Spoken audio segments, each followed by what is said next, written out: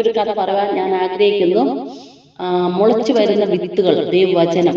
ഒരു പാവപ്പെട്ട മനുഷ്യൻ ഒരിടത്തുണ്ടായിരുന്നു. ആ മനുഷ്യന് ഭാര്യയും 3 മക്കളുണ്ടായിരുന്നു. അവർ ഭക്ഷണത്തിന് പോലും വകയില്ലാതെ ജീവിതം കഴിച്ചു പോകുന്നവർ ആയിരുന്നു. പക്ഷേ ഈ മനുഷ്യൻ ദൈവവിശ്വാസിയായിരുന്നു. അങ്ങനെ ഇരിക്കുമ്പോൾ ആ വീട്ടിൽ ഒരു പരിചയവും ഇല്ലാത്ത ഒരാൾ തന്റെ വീട്ടിലെത്തി.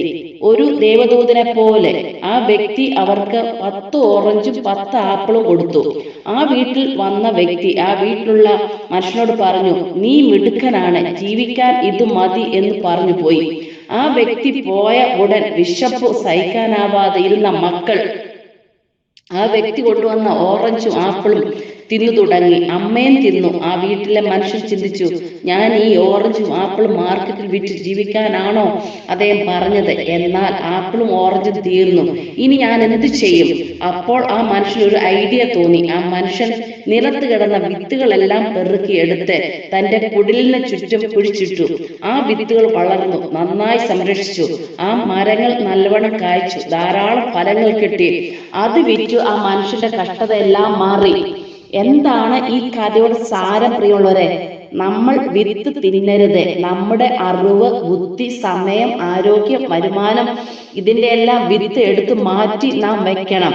അത് നമ്മൾ ദൈവരാജ്യത്ത് വിതയ്ക്കണം. ഒരു വിത്തും നഷ്ടപ്പെടുത്തരുത്. ഇതിന്റെ അർത്ഥം മനസ്സിലായവർ ക്രിസ്തുവിൽ ഇത് പ്രയോജനപ്പെടുത്തുക. എങ്ങനെ? നമ്മുടെ ജീവിതത്തിൽ വചനധ്യാനവും പ്രാർത്ഥനയും ഉണ്ടായിരിക്കണം എപ്പോഴും. അതുപോലെ കഷ്ടത അനുഭവിക്കുന്നവരെ നാം സഹായിക്കുന്നവർ ആയിരിക്കണം. കഴിയുമെങ്കിൽ ഒരു ഫോൺ വിളിച്ച് അവരെ ആശ്വസിപ്പിക്കുന്നവർ ആയിരിക്കണം. രോഗികളെ സഹായിക്കുന്നവർ ആയിരിക്കണം. അനാഥരെ, വിധവമാരെ പോയി കാണുന്നവരായിരിക്കണം, സഹായിക്കുന്നവരായിരിക്കണം. ഇതെല്ലാം പിന്നീട് മുളച്ചു വരുന്ന വിത്തുകളാണ്.